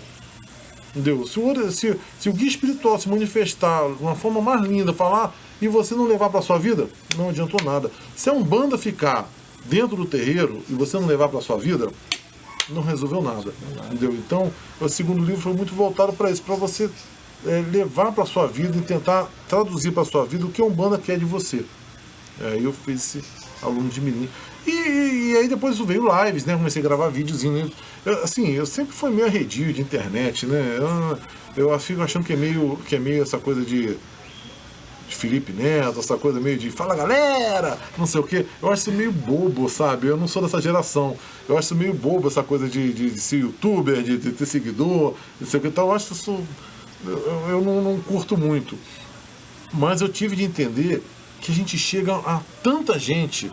É o que nós estamos fazendo aqui hoje, essa entrevista. A gente chega a tanta gente. As pessoas estão em tempos de pandemia, então não precisa nem dizer. Estão nas suas casas, estão isoladas. E sem querer interferir. Era a última coisa que eu queria, interferir na condução de ser juiz de qualquer terreiro, de querer dizer que isso está certo ou está errado, para quem quer que seja. Mas assim, me cabia registrar o que o Caboclo Mirim dizia. O que a nossa raiz, lá na sua origem, dizia. Se você hoje conduz a sua tenda e acha que isso aqui não precisa, jogou fora uma série de coisas, a responsabilidade é sua. E que cada um faça a comparação. Poxa, isso aqui era tão bacana, por que isso aqui não é assim hoje em dia? Cada um que assuma. Ou então, isso aqui era chato, agora tá melhorzinho assim. Beleza. Cada um que seja juiz, cada um que faça a comparação. Mas eu queria registrar como o Caboclo Mirim trouxe a Umbanda, e dentro do contexto histórico, a gente não pode ignorar que eram senhores e senhoras do século XX, meados do século XX, era um contexto histórico de repente diferente, no pós-guerra, pós-segunda guerra, mas está registrado. O meu trabalho de resgate era registrar como foi trazido pelos baluartes. Tá lá. Agora, se isso serve de inspiração para os dirigentes de hoje, beleza. E aí as palestras, as lives que eu faço, eu tento sempre traduzir numa linguagem mais simples, às vezes no livro. Eu juro pra você que eu pensei que estava escrevendo de uma maneira simples, e nem sempre é simples. Às vezes o que é simples para você não é simples para o outro. Entendeu? Às vezes, depois do livro pronto, teve gente que disse assim, mas isso aqui tá meio complicado. Aí às vezes eu me esforcei. Eu assim, uma maneira de tentar me redimir, um livro ficou de repente uma linguagem mais rebuscada, fazer vídeos, fazer lives, fazer coisas que eu pudesse falar de uma maneira mais simples, aquilo que eu tentei falar no livro, sempre com esse intuito de dar uma referência. Não é ser dono da verdade, não é dizer que isso é certo e isso é errado. Era assim, tinha um motivo de ser assim. Se alguém entende hoje em dia que não precisa, ou que pode fazer diferente, cara, a gente tem que respeitar. E olha, não vou dizer que eu seja dono da razão, porque a religião também é dinâmica. Às vezes você, hoje em dia dá para fazer uma coisa sem perder a essência, mas fazer uma coisa um pouco diferente do que era feita, de repente, exatamente, vírgula por vírgula, como era feita pelos antigos. Pela circunstância da sociedade, cultural, das pessoas, econômicas, uma série de motivos. De repente, os dirigentes de hoje tende a adaptar alguma coisa sem perder a essência, respeitando a essência, mas fazer a prática ritualística no seu terreiro.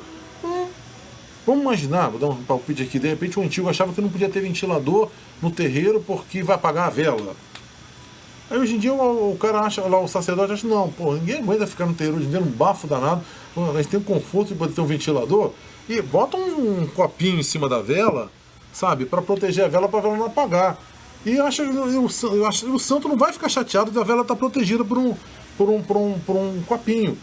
E o antigo, de repente, achava que a vela tinha que estar solta, estar livre. Não sei, estou assim, inventando uma história aqui. Mas assim, a gente, às vezes o conforto, a tecnologia, nós temos recursos, de repente, de hoje, poderem ser utilizados a favor do dinamismo do ritual, mas nunca perdendo a essência. Então eu sempre tento trabalhar a essência, mostrar que a essência é essa e, cara, dirigente que na verdade, o que conduz a comunidade que tem o bom senso de saber, sabe, não escapar demais, não derrapar na curva, porque, como você fala, invencionice, toda a criatividade humana, cara, as pessoas têm uma capacidade de inventar moda, de fazer modinha, de seguir tendências, fazer modinha. Cara, e aí, quando você pergunta cadê a essência disso, não sabe nem te responder.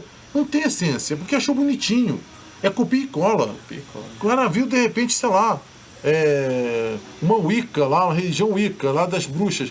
Viu uma coisa bonitinha lá e vai botar no terreiro, entendeu? O que isso tem a ver com, sabe, com todo respeito à religião Wicca, mas é um universo, esse é um universo, aqui é outro universo. Então faz um copia e cola porque achou bonitinho, sabe? Cara, achou bonitinho, não tem nada a ver com espiritualidade. Você tem que fazer aquilo que é para tocar o coração do homem com a orientação da espiritualidade. Toda a comunidade religiosa tem uma orientação de uma egrégora espiritual. De todos os guias que já passaram incorporados ali, que abriram aquele espaço, que mantém na espiritualidade aquele ponto de luz pulsando, sabe? O nosso trabalho como médiuns é manter na materialidade o lugar limpo, acessível, agradável, para que aquele ponto de luz da espiritualidade também reflita ali. Sim. Não é inventar moda, não é botar um globo de luz no meio do terreiro, sabe, luz pisca-pisca, fazer, sabe, gira com discoteca, não é isso. É simplesmente manter a limpeza, a responsabilidade, disciplina no que se faz, comprometimento no que se faz. Se a gente fizer isso, a gente vai estar propiciando o espaço material, as coisas que são dos homens canalizarem o espiritual. Não precisa inventar muito. Não precisa nada, né? Não precisa, né? Sérgio, eu acho que eu ficaria aqui mais umas 2, 3 horas aqui te ouvindo. Mas o nosso tempo é curto, né? Então... Cara, já falei pra caramba. Acho que a gente passou do limite. Quero te agradecer. Obrigado, meu querido. Essa oportunidade que você está nos dando de aprender um pouco com você. Sabe que eu te sigo, sabe que eu sou seu fã. Eu também sou seu fã, você sabe disso. Te admiro a tua seriedade na religião, cara. A gente tenta fazer um trabalho sério para que não... resgatar o que os nossos ancestrais nos deixaram, de seriedade. Então eu tenho certeza que você tem o mesmo pensamento, que você tem a mesma ideia. Mais uma vez, te agradecer pela presença aqui hoje e se você quiser deixar um recado. Eu agradeço, Pedro, agradeço a galera da técnica, a rapaziada que está aí atrás da câmera, sabe, também estou aqui com a gente essas horas todas, meu aqui ouvindo esse blá blá blá. A gente é de quem ama o que faz. A gente vem para cá passar esse momento com vocês aqui por amor à Umbanda, amor ao que se faz, e um desejo enorme de não ver nunca essa chama se apagar. Sabe que como a gente, tem um monte de gente que ama a Umbanda, ama o orixá, ama o teu guia espiritual e tem um respeito profundo pelos ancestrais e por aqueles que abriram com dificuldade os caminhos que permitem nós termos lugares que são confluência de luz, que são as tendas de Umbanda, os centros de Umbanda, os terreiros, os ilês, sabe, os barracões que permitem, com a seriedade de quem está até hoje lá à frente levando, serem lugares de despertamento.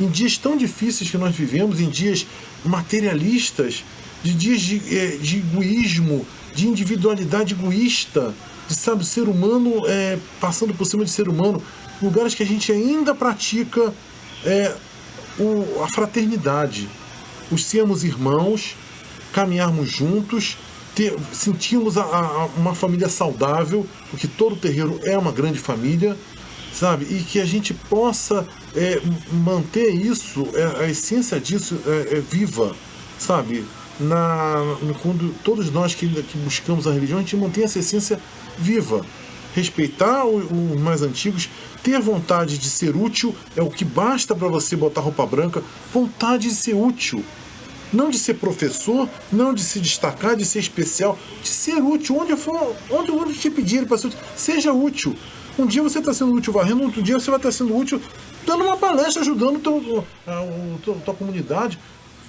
Sabe, um dia cada um de nós, se aprendendo a ser útil, a gente começa sendo útil horizontalmente entre os nossos iguais, e depois a gente começa a ser útil verticalmente com a espiritualidade, conduzindo uma coisa bonita no mundo que a gente vive. Então, o meu desejo é que todos nós possamos aprender a sempre ser úteis para, de verdade, fazermos um mundo diferente, com mais luz, com mais amor e mais fraternidade por onde a gente passa. São as pequenas transformações que transformam o mundo. Não adianta a gente querer que o mundo lá fora, pessoas e governantes e sociedade mudem se a gente não for o promotor da mudança, se a gente, no nosso pequeno universo, na nossa família, no nosso ambiente religioso, nós não formos mais fraternais e mais carinhosos, mas tivermos respeito, tolerância, praticarmos os melhores ideais como prática diária da gente, porque só pelo exemplo que a gente ensina. Tem muita gente por aí que está doida para ter bate-boca, para a gente debater, para a gente gritar, para a gente se exasperar. E eu acho que não vai ser assim que a gente vai mudar nada. Já vi que essa é a tática de quem não quer mudança. A verdadeira mudança tem de vir da transformação nossa, pessoal. Que cada um seja esse instrumento de mudança e exemplo no mundo que a gente vive. Obrigadão, Pedro. Valeu. Eu que agradeço, Sérgio. A gente está aí. Obrigado, firme gente. Caminhando. Obrigado, gente.